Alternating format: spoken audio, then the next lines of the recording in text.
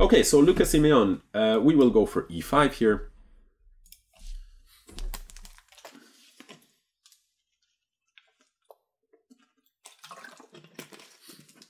It might be, Fionketa, it might be the fact that I've been moving on the chair a little bit, perhaps. I will try simply not to move. Okay, so again, when your opponent confronts you with something like this, and you know, a lot of players, they panic a little bit because they're like, oh, I've never studied this, and they overthink it. 9 times out of 10, the solution is going to be just put, you know, if your opponent plays like this, he's giving you the center, just take the center. Now, generally speaking, c5 and bishop e7, they don't work out so well together because after d5, you have these kind of Benoni-like structures with the pawn on c5 and the pawn on d5.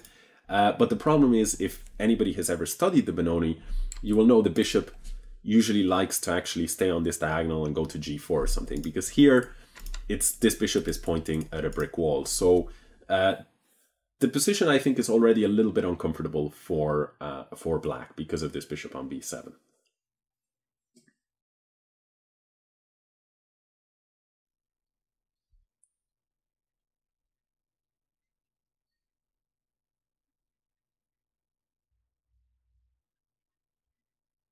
So Chesspoem says, play 8+0, that's still rapid and you can get in faster games. Now the thing about that is, it makes perfect sense, but all the videos we've uploaded to, I should have said this, all the videos we've uploaded to the YouTube channel so far, for me at least, have been 10+0 rapid games when we've played rapid.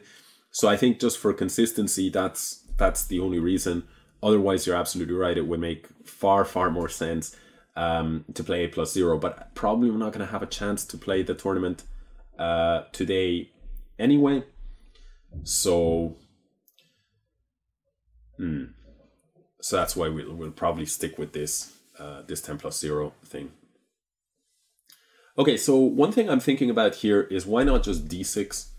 I really like this move because it splits the position. This pawn here, this wedge of a pawn on d6 is really a huge problem.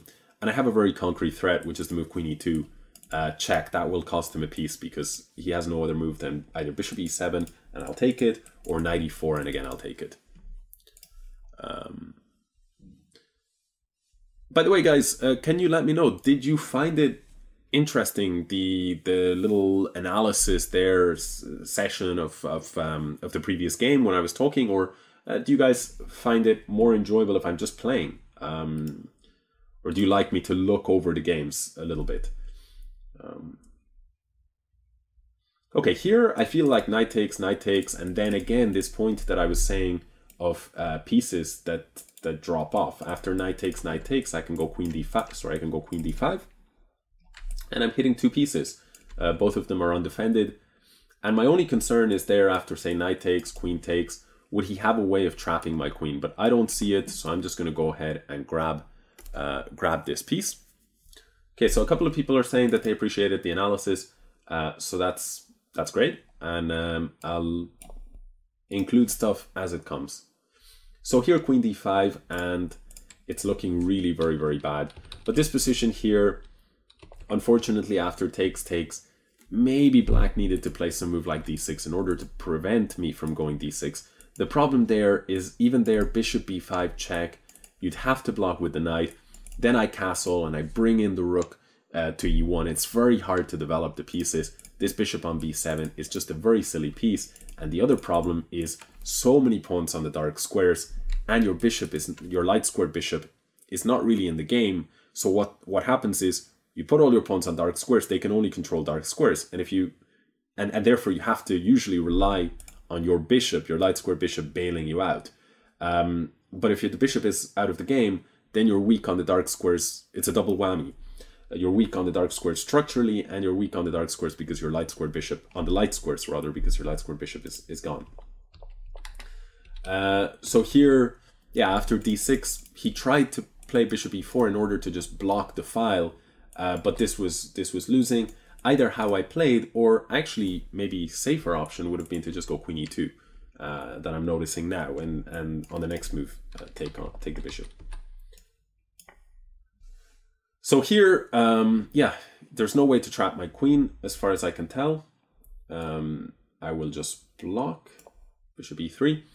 Knight c6 would trap my queen, but the knight is actually pinned, so he doesn't have that move. If, for example, g6, bishop g7, and castle, if he had a much better development, then the move knight c6 would be probably leave black in a winning position. In fact, pretty certain it would.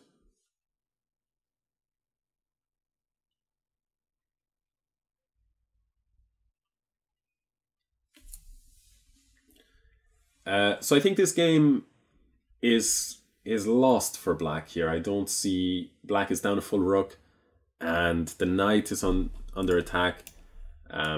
So yeah, black's best bet was probably to retreat queen d8, but yeah, it was already too much material. So here at this point, the only thing that I would say, that I would advise people is, you know, just be just don't be completely relaxed whenever you have a winning position, because I'm sure that there are more winning positions, many more winning positions than this being lost, you know, every day in chess, right? So I think that's something that experienced players do really well. They tend not to relax until they know full well, you know, they don't lose focus or give their opponent any more chances that are necessary. So here, for example, I'm playing b3, which has an idea that if he plays the move knight f5, I can actually play bishop c4. So at any point, this idea of bishop c4 might come in. For now, he's covering the square. But for example, I might go bishop f4 soon, hit the knight, invite him to move, like here, for example, invite the knight to move, and then maybe play bishop takes c4. Now, one thing to keep an eye out for in this position is one of the tactical resources he has in this position is a bishop a3 check resource. So the nice thing about this position here for me is that if he moves his knight, in order to get this check in, he has to move his knight. But let's say he goes knight b5, maybe I can go bishop takes c4, and if he goes bishop a3 check, I can even go king b1. And the point is, if he takes my queen, I'm actually going to take his. He can go knight c3 check, king a1, and then, yeah, he can always take my queen, but the cost will be his own queen. That's more tactically messy than would be ideal once you've gotten into this position. So I think if I were black, I would go knight b5 here, and I would try and sort of scare my opponent, because there is bishop a3, there is knight c3, and definitely more messy than it needed to be. He's gone a different direction, which is actually basically the same idea. He wants bishop a3. Now I can take on c4, bishop a3, king here, knight c3 check, king here. He has the move d5, but I'm not really sure what that does. So I'm just going to go ahead and take. Definitely don't play like me. I feel like these complications, they could have been entirely avoided. You don't need to, I mean, from what I had, a rook and a knight up, to have to even calculate a series of checks seems like more than is necessary. But on the other hand, you should try and be somewhat confident in your calculation abilities. The point is, if he goes d5 here, I can either play takes or queen b7 with a check. And if he plays like this, maybe I can go rook takes, intermezzo, or I can just take. It doesn't. I'm gonna go for the simple option. For example, another thing I could do is I could take this rook, but I think that would just be complete lunacy to get involved in something like that when after b takes again, pragmatic chess, just take. I know that he's going to take my rook, my queen, and I know that with a knight and a bishop alone against my king, he's not going to be checkmating me, so the game is over.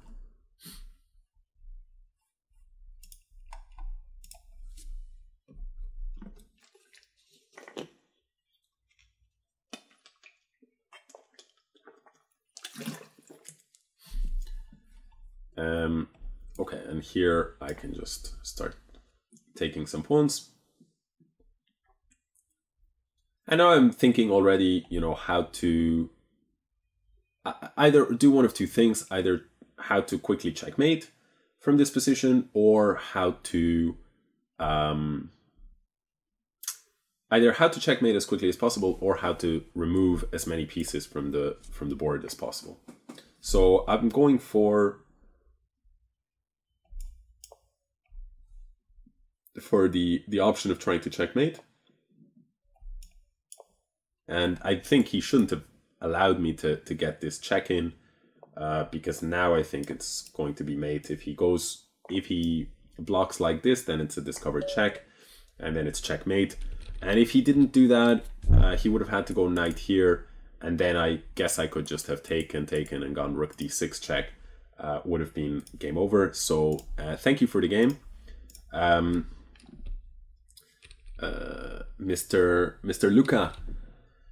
And yeah, unfortunately, this approach towards the opening has this really big problem with this bishop on b7, and then typical idea here, d6 creates some problems that are actually really difficult to address. So we can actually see that in the analysis board already after this position here, this move c5. You can see that at the top level people do play like this, but they play bishop b4, which makes a lot of sense because they're targeting this knight, and as a result they're threatening this pawn. And if you go bishop d3, now they start to harass with knight f6. Notice some people might say, but wait a second, you do play c5 sometimes, but the difference is here, if d5, you can actually take, and potentially you can grab this pawn in some circumstances. Like, for example, you can take here, and win a pawn. But to play c5 immediately, the problem is, as I reacted d5 here, and certainly to then open the e-file gives some problems. And finally, after d6, you can see that although material is level, the computer already says the position is impossible to save. So some very typical problems. I've been there from the black side myself. So I think an instructive game.